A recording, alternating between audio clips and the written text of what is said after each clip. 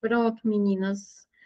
A gente vai continuar, né, nosso mini curso. Essa vai ser a parte 2 do conteúdo de pesquisa. Na segunda-feira, a gente vai ver a parte 3, que vai ser as técnicas, né, os instrumentos de pesquisa. E na terça-feira, a gente vai ver resoluções do Cefes. Tá bom? Então, sejam bem-vindas e vamos lá. Na aula anterior de pesquisa, a gente viu um conteúdo mais geral sobre pesquisa, sobre ciências sociais, sobre projeto de pesquisa, sobre dimensão investigativa, um pouco, falou também sobre produção de conhecimento em serviço social. Né? Não é esse conteúdo não é um conteúdo que vinha caindo nas provas da FGV, né? Não era um conteúdo que vinha sendo cobrado nas provas da FGV. Foi até uma surpresa, vamos dizer assim. Eu acho até que todo concurso, na verdade, deveria ter pesquisa como um conteúdo obrigatório. Acho que é um conteúdo bem importante para a gente se apropriar. Mas, enfim. Então, o que a gente vai trabalhar hoje? Né? O nosso conteúdo de hoje é o arcabouço teórico-metodológico, né? Os paradigmas teórico-metodológicos que fundamentam as pesquisas, né? Então, a gente vai ver positivismo, fenomenologia, teoria social crítica, e vai ver também um pouco de pós-modernismo. Se vocês observaram no caderno de questões, não que as questões da FGV, elas versem sobre pós-modernismo, mas aqui e ali o pós-modernismo acaba entrando como alternativa em algumas questões. Então, acho que é importante que a gente saiba o que é esse pós-modernismo, tá certo? Tá bom? Só um parênteses, para quem é do Recife, eu não sei se vocês viram, mas o Príncipe disse que vai saltar o edital do Reciprev nesta semana, né? Eu sei que tem algumas de vocês bem interessadas nesse edital. Vai saltar o edital nesta semana. Vamos ver, né? Se sai. Várias promessas de editais para o Recife, né? Para a URB, para a Secretaria da Mulher, para a Saúde. Então, vocês se liguem em Recife. Pois é, Gleice. Gleice também. Que bom você aqui, Gleice. Tem que se ligar aqui. Segundo, eu acho que ele quer se reeleger com 100% de votos. Mas, enfim, vamos lá começar. Nossa abordagem sobre pesquisa. Então, antes de começar, eu quero dizer uma coisa. Qual é a nossa referência? Sobre teoria social crítica, a nossa referência, deixa eu pegar. Nossa referência vai ser, obviamente, Marx, né? Só que a gente não vai ler todo Marx, né? Qual é a nossa referência? É o método, né, da economia política. Nossa referência vai ser o método da economia política que está aqui nos Grundrisse. Eu não consigo dizer essa palavra, Grundrisse. Certo? E o texto, né, do Zé Paulo Neto. Aquele texto que tem no livro da especialização do Cefes, onde ele vai falar sobre o método, certo? Basicamente, essas são nossas duas referências.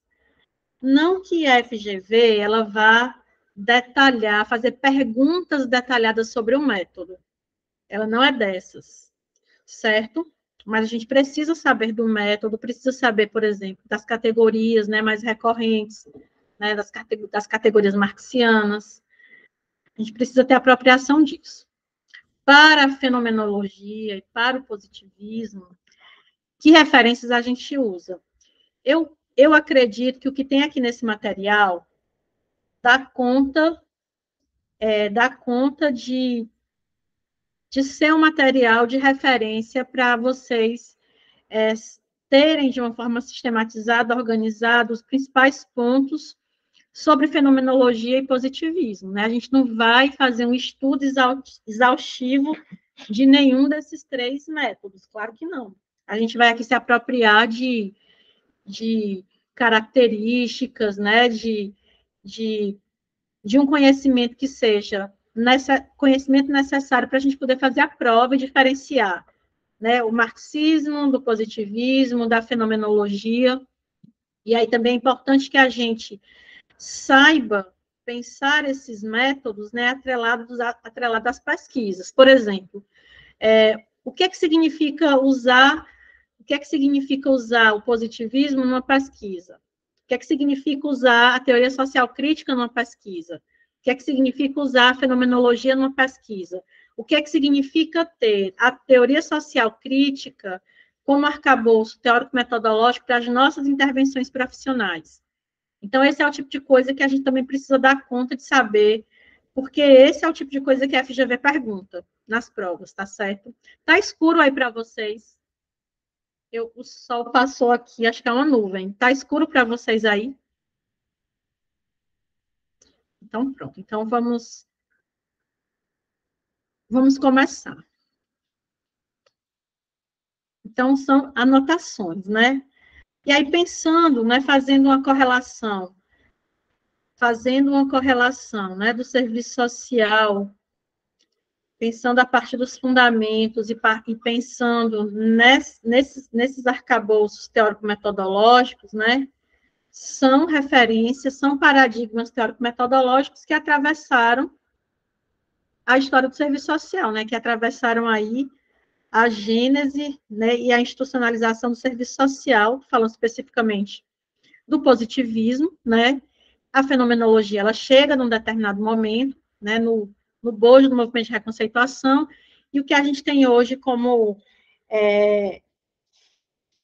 paradigma teórico-metodológico, vamos dizer assim, hegemônico, é a teoria social crítica, né, que é essa que orienta não só a nossa leitura da realidade, mas também a nossa intervenção na realidade.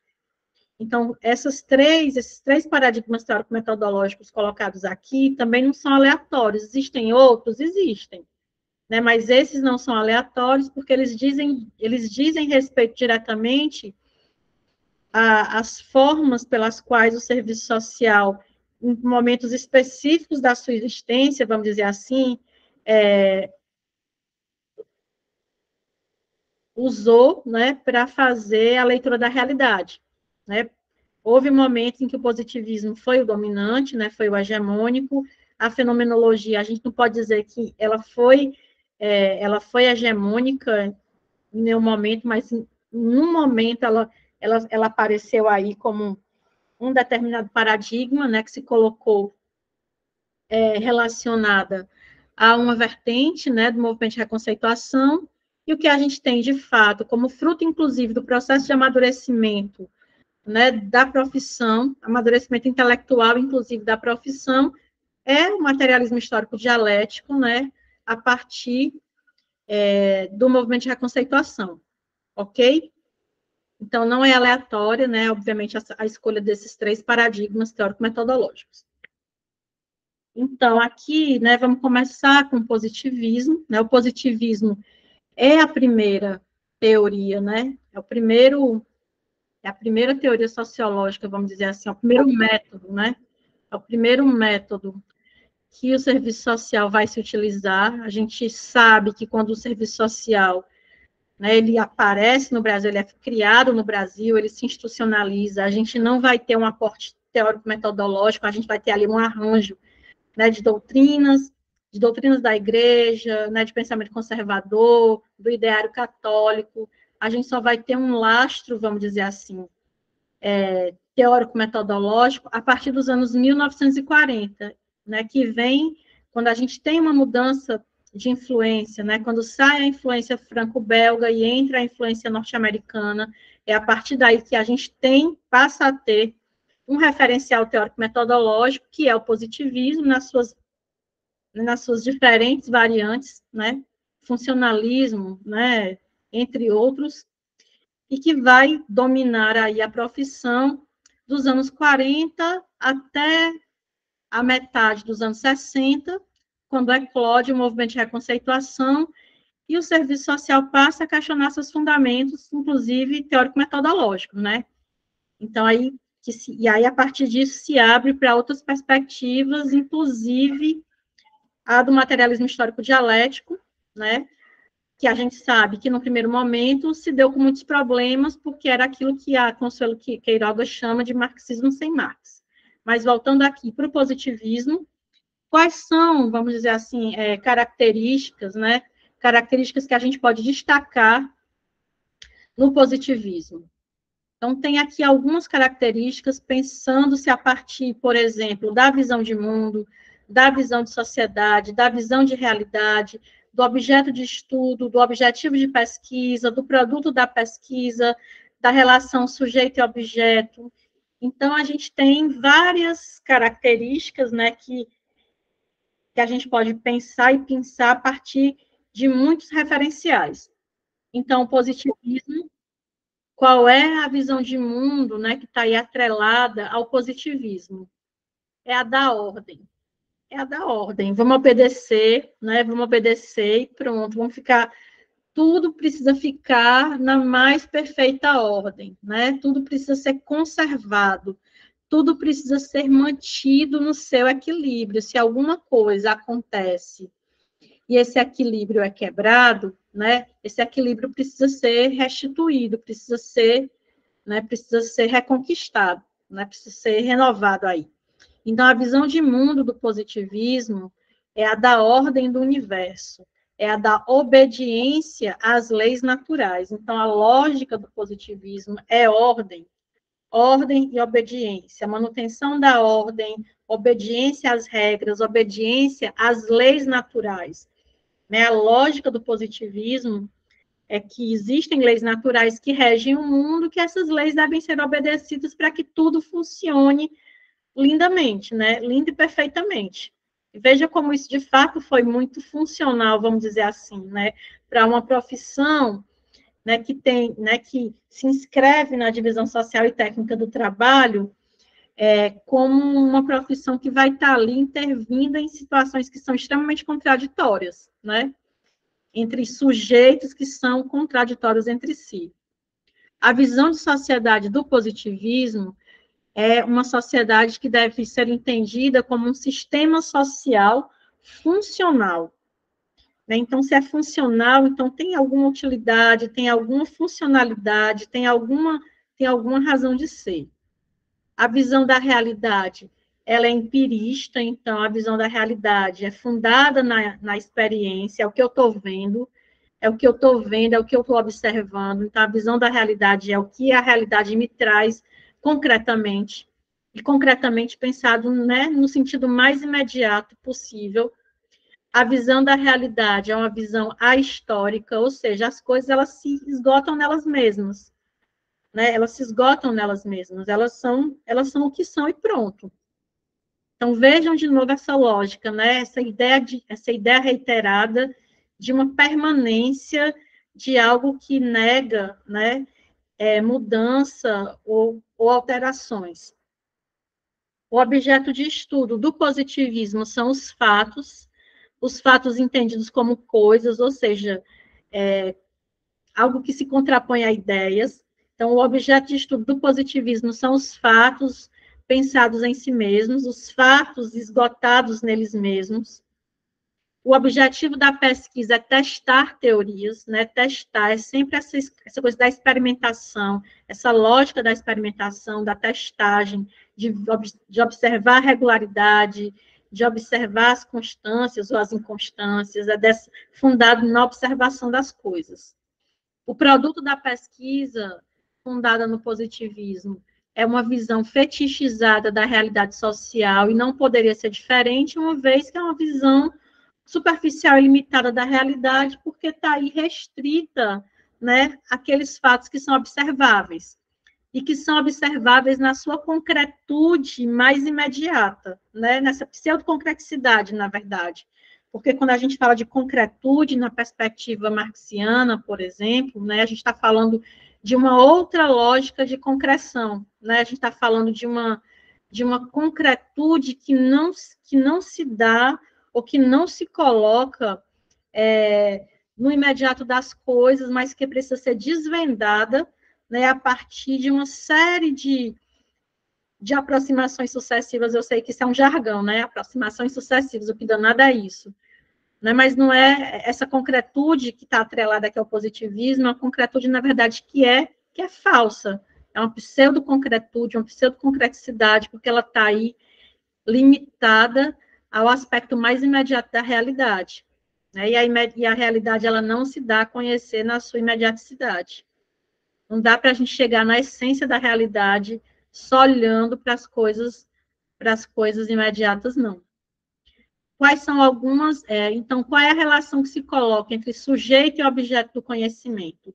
É uma relação que é de externalidade, é como se o sujeito não se confundisse com o objeto do conhecimento, que vai ser bastante diferente, por exemplo, da perspectiva fundada na teoria social crítica. Então, sujeito e objetos é como se eles tivessem, de fato, duas naturezas diferentes, né? Como se eles realmente não se misturassem. E essa não mistura, né, ela acaba resvalando aí para essa ideia de neutralidade, de uma objetividade que vai ser garantida por uma lógica de neutralidade.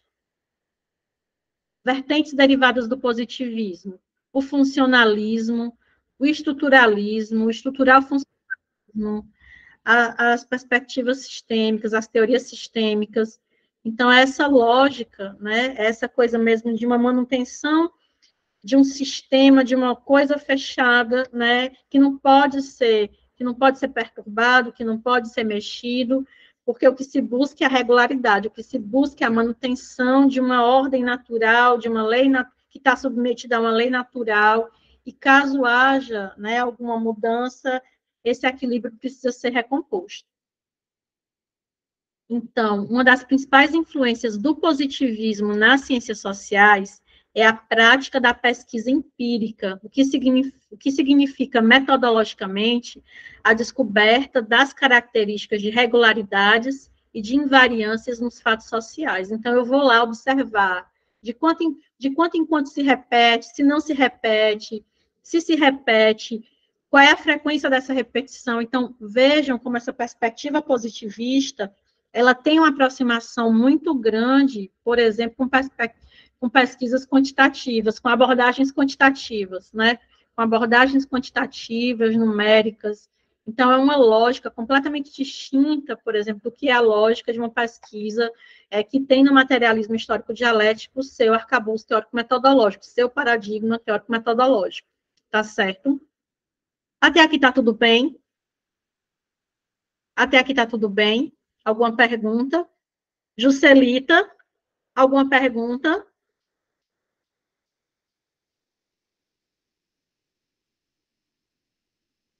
Tudo tranquilo? Então, vamos seguir. Então, o positivismo, ele considera a realidade, né, como sendo formada por partes isoladas, né, como fatos atômicos, e a ideia é essa mesmo, né, se eu estou pensando a realidade ou a sociedade como um sistema, então eu estou pensando em algo que vai ser composto, né, por várias partes.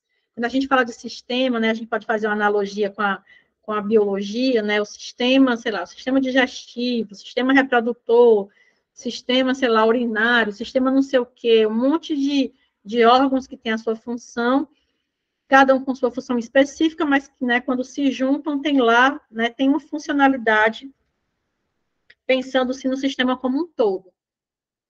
Então, a lógica, né, do positivismo resguarda essa ideia, né, dessas partes que têm funções específicas e que vão aí, né, se articular para formar esse sistema que deve permanecer em equilíbrio, porque a meta de vida é essa, né, na perspectiva positivista, de se permanecer, né, em equilíbrio, caso esse equilíbrio seja quebrado, que rapidamente ele possa ser recomposto.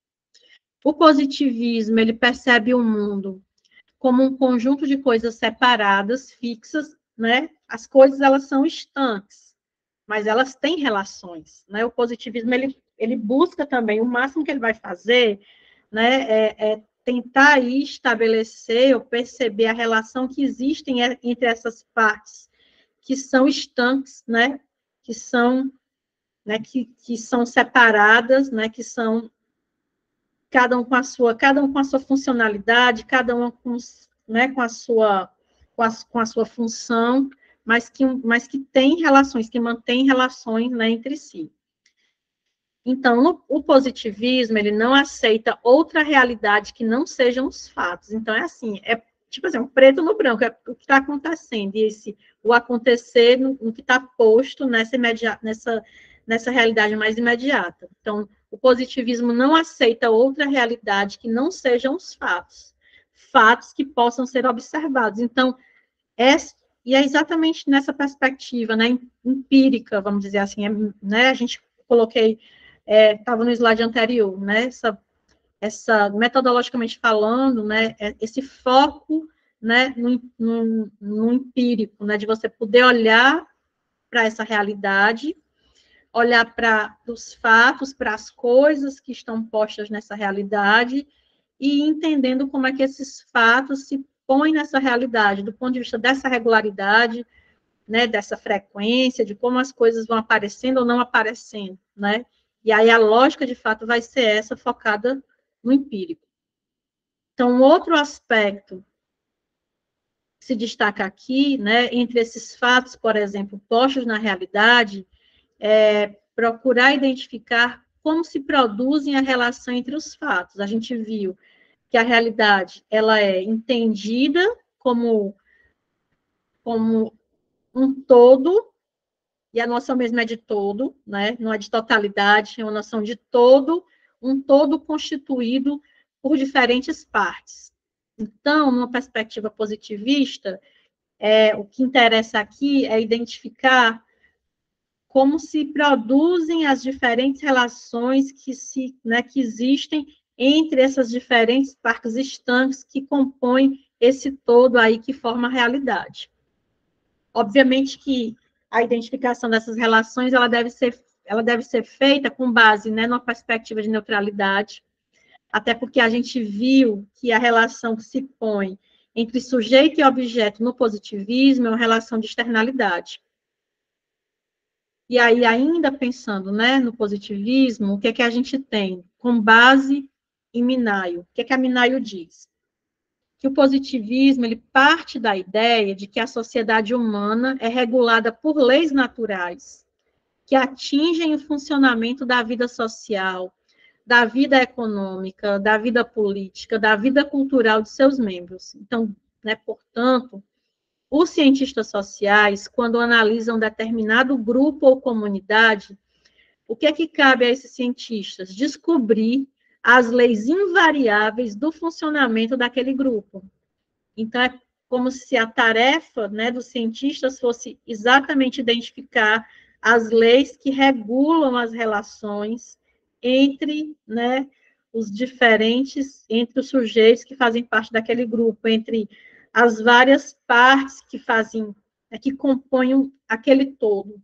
Então, esse é o papel aí das ciências, né, das ciências sociais, numa perspectiva positivista, né, pensada, posta em funcionamento aí, emulando, né, as ciências naturais, olhando a sociedade um, como um grande sistema composto por partes que se relacionam, que se articulam e que precisam ter essas relações desvendadas, certo? Ainda de acordo com Minayo, quais são as teses básicas do positivismo? Ela resume em 3 pontos. A realidade se constitui essencialmente naquilo que os sentidos podem perceber. Então, veja como isso, né, está relacionado à questão da experiência, né? Então, é a realidade, é o imediato da realidade dando, né, dando a verdade. É como se a verdade, como se a essência, ela tivesse ali pronta no imediato das coisas, o que obviamente não é assim que acontece. Uma outra tese básica do positivismo, segundo a Minayo, é que as ciências sociais e as ciências naturais compartilham de um mesmo fundamento lógico e metodológico. Elas vão se distinguir somente no objeto de estudo. Enquanto as ciências naturais, elas vão estudar a natureza, as ciências sociais, elas vão estudar a sociedade, entendida aí como esse grande sistema formado de várias partes que compõem esse todo, né, que tem relações que precisam ser desvendadas. Né, e num sentido também de que que essa sociedade, né, ela seja entendida como algo que precisa ser, cujo equilíbrio precisa ser conservado. Né? Por quê? Porque existem leis naturais que regem esta sociedade e que essas leis precisam ser respeitadas, porque a lógica não é de mudança, a lógica não é de transformação, a lógica é de permanência. Né? A lógica é a da ordem, a lógica é a de mais do mesmo, tá certo? Então, a terceira tese, segundo a Minayo, é a seguinte: existe uma distinção fundamental entre fato e valor. A ciência se ocupa do fato, fato entendido como coisa, coisa como como isso que é pensado como algo objetivo, né, concreto, vamos dizer assim, que está dado na realidade, e o valor compreendido aí como algo que deve ser descartado, né? Então, de novo, reiterando essa ideia, né, da neutralidade. A ciência vai se ocupar do fato, ou seja, a ciência vai se ocupar das coisas, coisas que podem ser lidas, entendidas como as diferentes partes que constituem esse sistema, né, que forma esse todo, que pode ser aí assemelhado à sociedade. Tá certo? Ok? Até aqui está tudo bem. Alguma observação? Como é que isso aparece? Como é que isso aparece na nossa prática? Como é que isso aparece na nossa prática?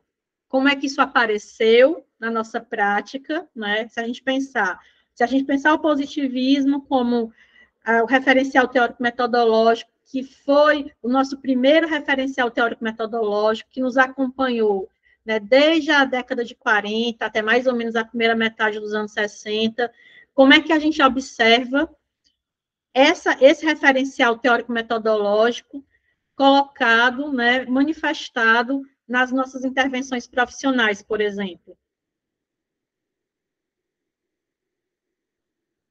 Isso poderia ser uma pergunta, isso poderia ser a pergunta da prova discursiva. Já pensou se fosse uma pergunta dessas? Quero dizer que eu já acertei 2 questões de prova discursiva, viu? Vai que, vai que. Hein, meu povo? Ingrid, Priscila, quem fez a prova do TJ Rio Grande do Norte, quando pegou aquela primeira questão, sabe do que eu estou dizendo. Rebeca está pedindo para eu falar da neutralidade. Rebeca, essa neutralidade, né? Ela é essa ideia, né, de que não vai importar o sujeito aqui. A relação que se dá no positivismo entre o sujeito do conhecimento e o objeto do conhecimento é uma relação de externalidade. É como se o sujeito não existisse, no sentido de que não tem, como se não tivesse interesse, como se ele fosse completamente, como se ele fosse, ele tivesse distanciado o suficiente para só observar, né, sem que nada dele transborde para o objeto, né? E assim, quando a gente fala de ciências sociais, não dá para a gente falar em neutralidade, inclusive porque a gente viu que nas ciências sociais, o objeto das ciências sociais e o pesquisador têm a mesma natureza, tem a mesmíssima natureza. Então, na verdade, essa perspectiva, né, de externalidade, ela é impossível de ser concretizada, mas essa é uma ideia que está posta nessa perspectiva positivista, né, de uma ciência que se pretende neutra, né, como se ela estivesse acima do bem e do mal, e não existe neutralidade. Neutro é só shampoo de bebê e pronto. Não existe nada no mundo que seja neutro, certo? Não sei se deu para entender, Rebeca. Olha, a Marilene está aqui respondendo minha pergunta, né? Eu perguntei como é, por exemplo, que o positivismo se manifestou ou se manifesta na nossa intervenção profissional. A Marilene diz aqui nas ações conservadoras, né? Quando a gente tem uma perspectiva crítica em relação à realidade e quando a gente culpabiliza os indivíduos. Quando a gente olha, por exemplo, né? Quando a gente olha lá para o começo do serviço social, eu vou já ler a tua resposta, Ingrid. Quando a gente olha lá para o começo, né, da profissão, na gênese da profissão, na institucionalização, né, a gente estava lá. Qual era a lógica? Exatamente essa, de manter uma determinada paz social. Como é que a gente vai manter uma determinada paz social numa sociedade que é essencialmente violenta? Né? Você está lá trabalhando, né, está intervindo junto aos trabalhadores, junto às trabalhadoras, mas numa lógica, né, numa lógica de ajustamento, numa lógica de condicionamento, de controle dos corpos, né, de controle desses corpos. Então, veja como essa perspectiva positivista, ela casa muito com isso, né? E ela não ficou só lá nos anos 40, 50 e 60. Eu vou ler aqui o que a Ingrid colocou, ela diz assim: eu penso que no nosso cotidiano, quando somos requisitados a dar respostas imediatas, isso se reflete em ações não planejadas, sem intencionalidade, sem observar a realidade do usuário como um todo. A Priscila também coloca alguma coisa nesse sentido. Vejo muito nos plantões sociais em saúde, pela alta demanda, é quase impossível ir além do imediato. Marilene falando em conservação da ordem. Veja, todas essas questões que vocês colocam, né, elas sinalizam para uma questão, para um aspecto de que a gente não superou, né? A gente não superou de todo nessa perspectiva positivista, de fato. Quando a gente, né, dá respostas imediatas, quando a gente não, né, só fica no imediato da realidade, do fenômeno, de não sei o quê, quando a gente não reflete sobre essa prática, quando a gente culpabiliza as famílias, de fato, a gente está tendo uma postura que, na verdade, coaduna completamente com essa perspectiva positivista, né? A gente está ali focada só naquilo que aparece, né? No fato que apareceu. Ah, é a pessoa que veio, é a pessoa que está na rua, é a mãe que quer entregar o bebê, pura e simplesmente, né? Não que ela não possa, não que ela não tenha esse direito, tem esse direito. Mas se a gente vai lá, olha aquela mãe e diz assim, que mulher horrível, quer entregar o bebê para adoção, como assim? Cadê o instinto materno, né? Então, quando a gente vai só repetindo, né, essas coisas prontas, a gente está nesse imediato, a gente pode sim estar materializando uma intervenção calcada numa perspectiva positivista, né? O cotidiano, ele nos chama para ter uma prática desse jeito? Chama. É claro que chama. Por quê? Porque o cotidiano é o espaço da resposta pronta. O cotidiano é o espaço da resposta pronta. A gente vai fazer o quê? A gente não vai suprimir o cotidiano. O cotidiano, como diz Agnes Heller, é insuprimível. Não dá para suprimir o cotidiano. Não dá para suprimir o cotidiano. A gente está aqui, mas quando a gente terminar daqui, a gente vai fazer um monte de coisa que é as coisas do cotidiano, não é verdade? Antes de vir para cá, a gente fez um monte de coisa também do cotidiano. Não dá para suprimir o cotidiano. A gente não vai ficar fazendo. Não é sempre no cotidiano que a gente vai fazendo todas as elucubrações e articulações, singular, particular, universal, mas em algum momento a gente vai ter que sair do cotidiano para qualificar essa perspectiva sobre a realidade, mas a gente volta qualificada para o cotidiano. Esse é o pulo do gato. A gente não pode também ficar refém do cotidiano, tá certo? Porque senão a gente só vai reiterar o que já está posto no cotidiano, tá certo? É isso. Tudo bem com positivismo? Uma coisa que me inquieta, a gente diz que a teoria social crítica é o nosso paradigma teórico-metodológico hegemônico, é a esse paradigma que, pelo menos, né, desde pelo menos de uma forma mais madura, de uma forma mais qualificada, né? Vamos dizer assim, uma forma mais qualificada. Desde os anos 80, 90, né, o serviço social, né, tem aderido. A gente diz, não, o serviço social brasileiro, ele se filia, né, ao paradigma da teoria social crítica. Mas será mesmo que né, a gente materializa a nossa leitura da realidade a partir desse paradigma, e a gente materializa a nossa intervenção na realidade a partir também desse paradigma? Eu digo isso porque muitas das requisições que nos chegam são requisições que se articulam, né, se afinam muito com a perspectiva positivista, porque as demandas são muito nessa linha, né? As demandas são muito nessa linha de ajustamento e controle. Tem tudo a ver com positivismo. E aí, a depender dos espaços socioocupacionais em que a gente esteja, essa demanda pelo ajustamento e controle vai ser ainda maior.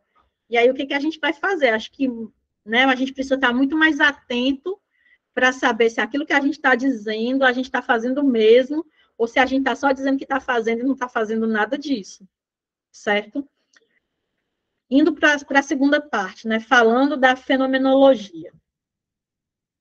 Eu, pessoalmente, acho essa mais chatinha. Não sei se vocês acham também. O que vocês acham da fenomenologia? Digam aí para mim. Abram o coração. Abram o coração. O que vocês acham da fenomenologia? Digam para mim tudo que vocês sabem sobre a fenomenologia.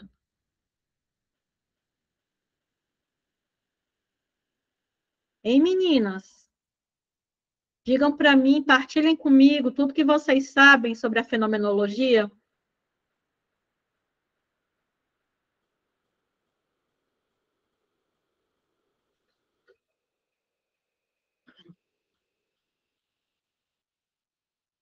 Se vocês estão mandando, né, por transmissão de pensamento, eu não estou captando, não. Estou captando, não. O que é que vocês sabem da fenomenologia? Pode ser o que vem na cabeça de vocês.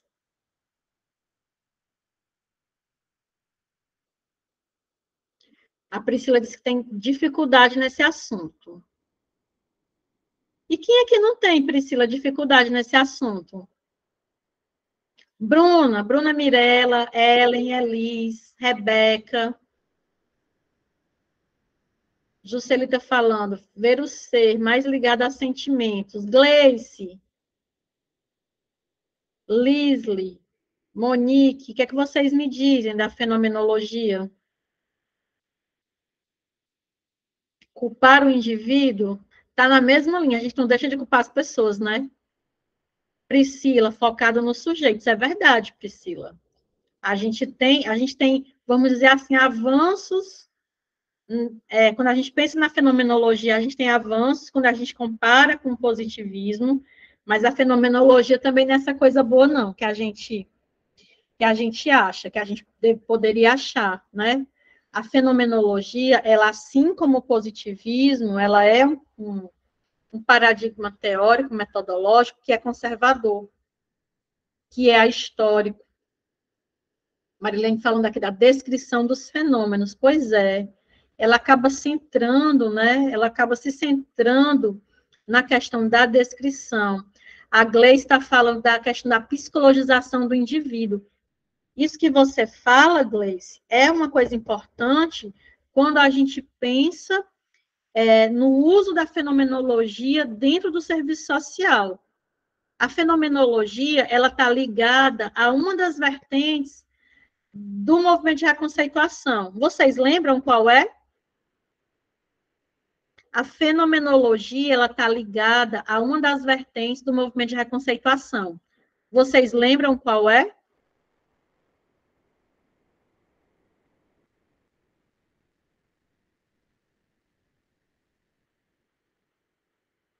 Reatualização do conservadorismo, exatamente, reatualização do conservadorismo. A gente teve uma profissional chamada Ana Augusta Almeida, né, que foi aí uma das referências, né, na fenomenologia, nessa relação fenomenologia-serviço social.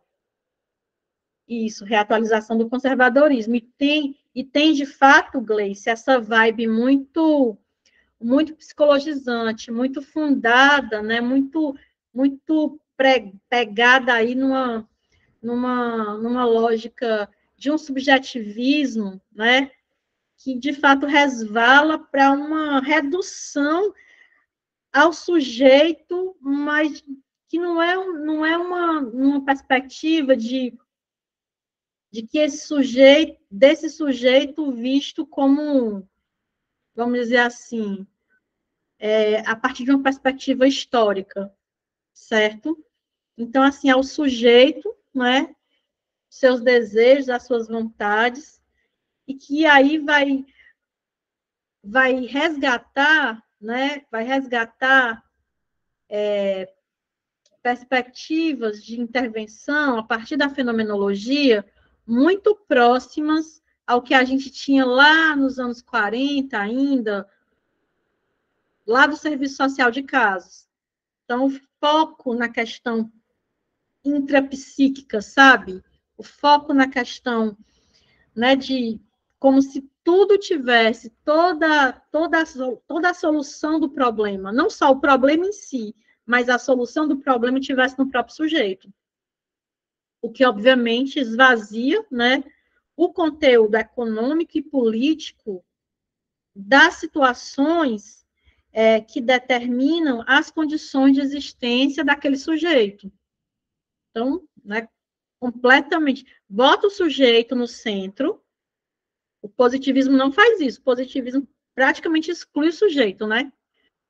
A fenomenologia, ela resgata, né? Ela coloca, ela dá ao sujeito essa centralidade, mas é uma centralidade, vamos dizer assim, esvaziada desses aspectos econômicos, sociais e políticos, tá certo? É uma centralidade que coloca o sujeito como ponto de partida e ponto de chegada das questões que são dele. É ele que tem que se resolver, como se ele tivesse descolado de uma realidade concreta, a partir da qual, né, são geradas as situações que o atravessam, certo? Aí ele está dizendo que é meio constelação familiar. Elise, não tem como a gente fazer essa comparação. Não tem como a gente fazer essa afirmação, certo? Não dá para a gente fazer essa aproximação, não, tá certo? Até porque quando a gente fala da fenomenologia, a gente está falando de fato de uma teoria sociológica, Quando a gente fala de constelação familiar, a gente está falando de uma coisa que não tem base científica, tá certo? A fenomenologia, ela é uma teoria sociológica que com a qual a gente não se afina, mas é uma teoria sociológica, A constelação familiar, ela não tem base científica, ela é um ajuntamento de coisas, né, de práticas, de coisas que foram juntadas num caldeirão e saiu qualquer coisa e pronto. Não é ciência. Constelação familiar não está nem no nível da ciência, tá certo? Não dá para comparar uma coisa com a outra, não. Tá bom? Então, vamos ver aqui essas anotações. O que é, né, quais são algumas das características, né, da fenomenologia? A fenomenologia é o estudo das essências. Aí a gente pode pensar, se estudar a essência, então ótimo, porque, por exemplo, se a gente comparar a fenomenologia com a teoria social crítica, o que a teoria social crítica quer fazer também, né? Ela quer desvelar a realidade até atingir a essência de um determinado fenômeno. Veja, ainda que aqui fale em essência, essa essência não é a mesma essência que a gente está falando quando se refere à teoria social crítica, certo? Ok? Aí ele está explicando, quando falou aqui da constelação familiar, que só criar um paralelo mental para nortear e não confundir. Entendi. Mas veja se faz sentido o que eu estou dizendo, né? Inclusive porque a constelação familiar está em pleno processo de contestação. Eu sei que o IBDFAN não vai deixar a constelação familiar se acabar, mas eu vejo grandes chances da constelação familiar ser banida do judiciário, porque não tem condições, certo? Voltando para cá, né? A fenomenologia é o estudo das essências. fala em essência, a gente ouve as palavras, e aí eu vou dizer uma coisa que eu sempre digo nas aulas, a gente não pode se pegar só as palavras. Olhou uma palavra e achou, e viu, e uma vez que viu aquela palavra, achou que pronto, aquela palavra diz tudo. A gente precisa entender as palavras no seu contexto, certo? Então, quando eu falo na teoria social crítica, né, quando eu uso a teoria social crítica, ela me permite desvelar a realidade e chegar na essência dos fenômenos. Essa essência, né, que vai ser revelada, que vai aparecer, né, uma vez que a gente vai desvelando aí, né, os fenômenos, é diferente dessa essência que está dada aqui nessa perspectiva fenomenológica. Não é uma essência, não são essências que se equiparam, que se equivalem, tá certo? Porque aqui a gente não tem, aqui como no positivismo, é uma teoria sociológica que não tem, que não é crítica, que não é transformadora, que não se pauta numa perspectiva histórica, certo? Tem essas, compartilha dessas mesmas características do positivismo, certo? Então, a fenomenologia considera que a compreensão do homem e do mundo só é possível a partir da sua faticidade. Então, de novo, essa coisa, né? Do fato. Não da mesma forma que está lá no positivismo, né? Mas, assim, eu vou olhar para alguma coisa, eu vou suspender alguma coisa, eu vou fixar minha atenção e minha intencionalidade em alguma coisa. A fenomenologia é uma filosofia segundo a qual o mundo está sempre aí, o mundo existe, independente, né, de qualquer coisa. Então, ele existe antes da reflexão, o mundo vai existir antes da reflexão, como uma presença inalienável e cujo esforço está em encontrar esse contato ingênuo com o mundo para lhe dar um status filosófico. Então, a coisa existe, né? O mundo existe, mas eu vou aqui estabelecer com esse mundo uma determinada relação que vai se constituir a partir de uma determinada intencionalidade, e a partir, né, dessa relação, né, eu vou estabelecer aí esse contato ingênuo, né, para dar um status filosófico àquilo para o que eu dirijo a minha intencionalidade. A coisa existe, tá? Aqui está dada. Aí eu olho para a coisa intencionalmente, eu suspendo aquela coisa, é como se eu destacasse aquela coisa do mundo. E, obviamente, não é isso, né? Eu preciso pensar a coisa no mundo, inclusive. Eu preciso pensar essa parte, né, esse extrato do mundo no próprio mundo. Eu não posso suspender, porque, né, se a gente faz uma comparação, por exemplo, da fenomenologia com a teoria social crítica, ela pensa a realidade na perspectiva da totalidade. Eu não vou tirando coisas, eu não vou suspendendo coisas, eu não vou destacando coisas, eu preciso pensar a totalidade. A fenomenologia é um movimento de retorno ao mundo pré-reflexivo para buscar entendê-lo antes de qualquer forma de análise, interpretação ou explicação. Então, é como se eu buscasse entender antes de entender. Como é isso, né? Eu vou, como se eu buscasse a essência desse entendimento, porque a essência da fenomenologia é essa coisa da essência, a essência do conhecimento, a essência do mundo, a busca da essência. O que é a essência daquilo para o que a minha intencionalidade ela se dirige. Menina, eu acho tão viajada a fenomenologia. Desculpa aí, ó. Desculpe aí, mas eu acho tão viajada. Então, segundo Trivinhos, a ideia básica da fenomenologia é a intencionalidade. O que é a intencionalidade? É um elemento que vem da consciência, é um elemento oriundo da consciência que sempre está dirigida a um objeto. Então, a intencionalidade, é engraçado, né, que essas palavras, elas vão se repetindo, né, quando a gente vai estudar teoria social crítica, quando a gente vai estudar ontologia do ser social, Intencionalidade é uma palavrinha que aparece lá também, mas com outros sentidos. Com outros sentidos. A intencionalidade aqui é como se fosse o foco, né? Onde é que eu vou focar? Onde é que eu vou olhar? Eu, no caso aqui, estou olhando para os Grundrisse, né? Então, assim, meu foco é esse. Qual é a essência disso aqui? Então, a ideia básica da fenomenologia, para além dessa descoberta das essências, é a intencionalidade. Então, para onde se dirige a minha intencionalidade? Ou seja, nada é aleatório. Tudo é intencional. Então, isso implica na ideia de que não existe um objeto sem sujeito. Então, necessariamente, um objeto ele não vai ficar, vamos dizer assim, pagão, ele vai precisar ter um sujeito associado a ele, é como se a existência do sujeito desse sentido ao objeto, certo? É como se a existência do sujeito desse sentido a esse objeto.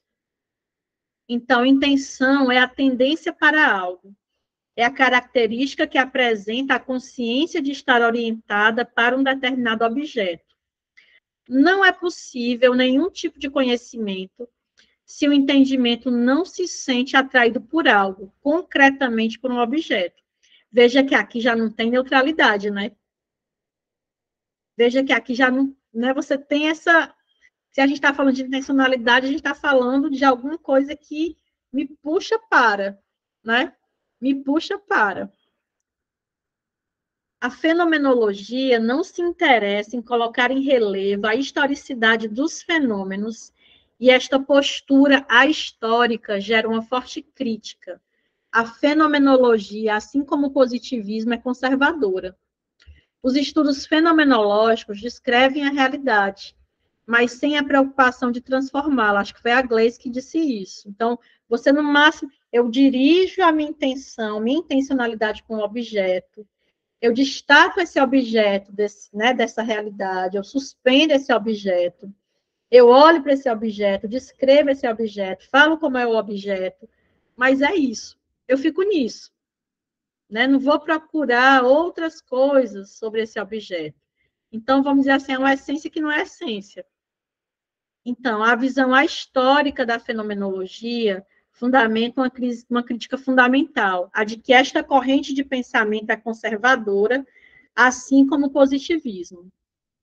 Os positivistas reificaram, né? E aí eu estou traduzindo reificaram por instrumentalizaram o conhecimento, transformando o conhecimento num mundo objetivo de coisas.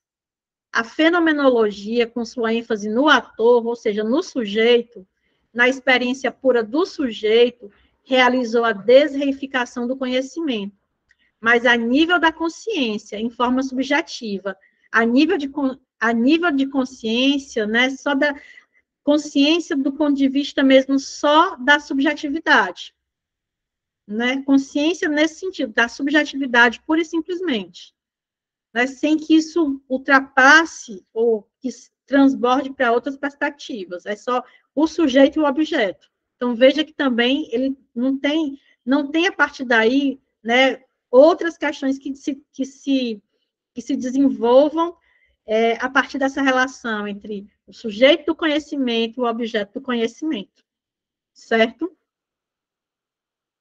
Então, para a fenomenologia, a consciência é intencional, seja essa consciência social ou individual. A realidade dessa consciência consiste justamente em ela ser consciência de algo, consciência que visa alguma coisa. O conteúdo da consciência não é outro senão os objetos que ela visa e reflete. Então, a fenomenologia é o estudo das essências, estou só reiterando, né?